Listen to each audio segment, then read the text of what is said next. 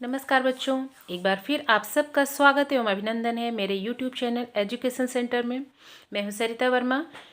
आप सबके सामने एक बार फिर मैं उपस्थित हुई हूं आपकी संस्कृत सुबोध पुस्तिका के चतुर्दशः पाठः सुभाष तानी को लेकर। इस पाठ में हमारे दैनिक जीवन में हमारे नैतिक मूल्यों को किस प्रकार हमें अपने जीवन में शामिल करना चाहिए, इस विषय में कुछ नीतिपरक श्लोक इस पाठ में दिए गए हैं, जिनको हम संस्कृत में पढ़कर उनका हिंदी अनुवाद जानेंगे, समझेंगे और उसे अपने जीवन में उतारने का प्रयास करेंगे। तो सबसे पहले बच्चों, हम इस पाठ के कठिन शब्दों के अर्थ को पढ़ते हैं और उसके अर्थ को समझते हैं। पाठ के कठिन शब्द हैं न चौरहार्यम, चोर के द्वारा चुराने योग्य नहीं है।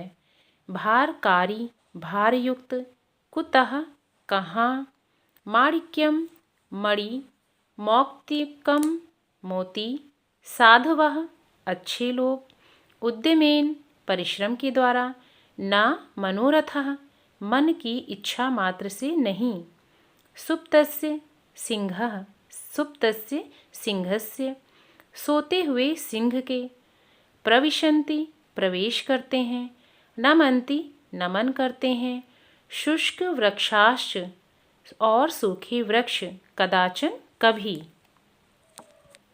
इस प्रकार बच्चों, हमने इस पाठ के कठिन शब्दों के अर्थ को पढ़ लिया है।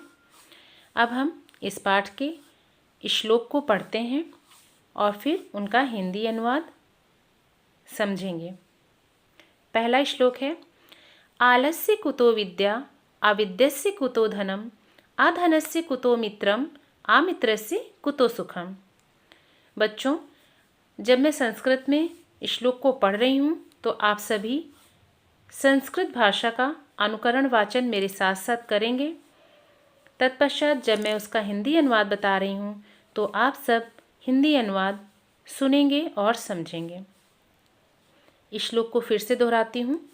आलस्य कुतो विद्या, अविद्यस्य कुतो धनम, अधनस्य कुतो मित्रम, अमित्रस्य कुतः सुखम। अर्थात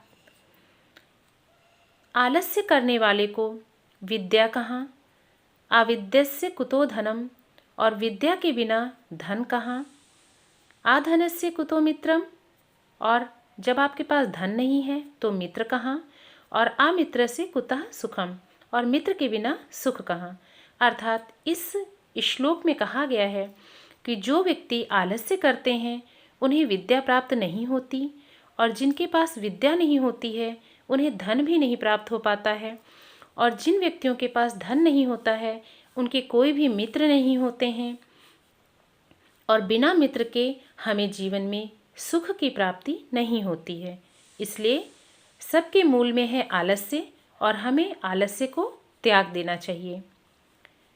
आइए अब हम दूसरा श्लोक पढ़ेंगे।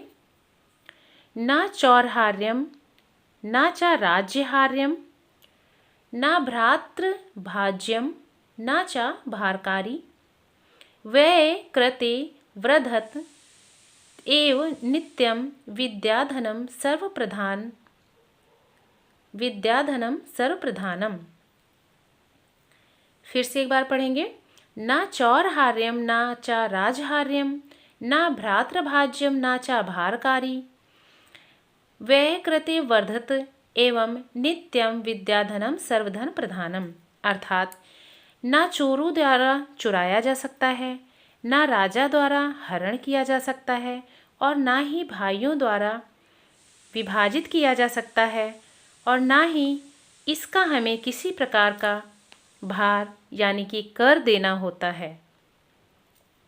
व्यय कृते वर्धत एवं नित्यम, और इसका हम जितना ही व्यय करते हैं यह उतना ही बढ़ता है। प्रतिदिन जितना भी आप व्यय करेंगे उतना ही ये बढ़ता जाता है। विद्याधन सर्वप्रधानम, यानी विद्याधन जो है वो सभी प्रकार के धनों में प्रधान धन है। अर्थात विद्याधन एक इस प्रकार का धन है जिसे ना तो चोर चुरा सकते हैं, ना तो राजा हमसे जीत सकता है, ना ही भाई बांट सकते हैं, और ना ही उसे कोई भी व्यक्ति हमसे ले सकता है और हमें उसका किसी प्रकार का कर वहन करना पड़ता है। व्यय कृते वर्धते, और हम उसको जितना ही व्यय करते हैं वह उतना ही नित्य प्रतिदिन बढ़ता जाता है। इस प्रकार विद्या धन सभी प्रकार के धनों में प्रधान धन है। आइए बच्चों, हम तीसरा श्लोक पढ़ेंगे। शैले शैले ना माणिक्यम मौक्तिम ना गजे गजे, साधवा नहीं सर्वत्र चंदनम ना वने वने। बहुत अच्छा श्लोक है ये। शैले शैले ना माणिक्यम, जिस प्रकार प्रत्येक पर्वत पे हमें मणि नहीं प्राप्त होता है और प्रत्येक हाथी के मस्तिष्क पर मोती नहीं होता है, उसी प्रकार हमें साधु व्यक्ति भी हर जगह नहीं मिलते हैं। जिस प्रकार चंदन का वृक्ष हर एक वन में नहीं पाया जाता है, अर्थात जिस प्रकार चंदन का वृक्ष प्रत्येक वन में नहीं प्राप्त होता है, उसी प्रकार हमें साधु व्यक्ति भी सब जगह पर नहीं मिलते हैं। जैसे ना तो हमें हर पहाड़ पर मणि मिलते हैं, हर हाथी के मस्तक पर मोती भी नहीं होता है, हर वन में चंदन का पेड़ भी नहीं होता है, इसी प्रकार साधु व्यक्ति जो सज्जन व्यक्ति होती हैं वो भी हमें हर जगह पर नहीं मिलते हैं। अगला श्लोक है।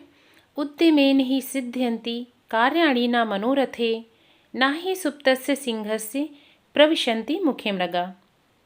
इस श्लोक में कहा गया है कि उद्यमेन ही सिद्ध्यन्ति, यानी कार्य करने से ही कार्य सिद्ध होता है। कोई भी कार्य सिर्फ चिंतन करने से पूरा नहीं होता। ना ही सुप्तस्य सिंह, जिस प्रकार शेर इतना भी बलशाली होता है, इतना डरावना होता है कि उससे सभी जानवर डरते हैं, परंतु सुप्तस्य सिंह से प्रविशन्ति ना मुखे मृगा, अर्थात अगर शेर सो रहा है, वह उठकर शिकार करने नहीं जाएगा तो क्या हिरन उसके मुख में स्वयं प्रवेश कर जाएगा? ऐसा तो हो नहीं सकता है। शेर को भी अपना शिकार करने के लिए स्वयं उठना पड़ेगा और अपना शिकार प्राप्त करना पड़ेगा। सोते हुए शेर के मुख में स्वयं हिरन जिस प्रकार प्रवेश नहीं कर सकता, उसी प्रकार हमें बिना कार्य करे, बिना मेहनत करे सफलता नहीं मिल सकती, हम मन से चाहे जितना भी चिंतन करें। आइए अगला श्लोक देखते हैं। नमन्ति फलिनो वृक्षाः नमन्ति गुणिनो जनाः, शुष्क वृक्षाश्च मूर्खाश्च च नमन्ति कदाचन।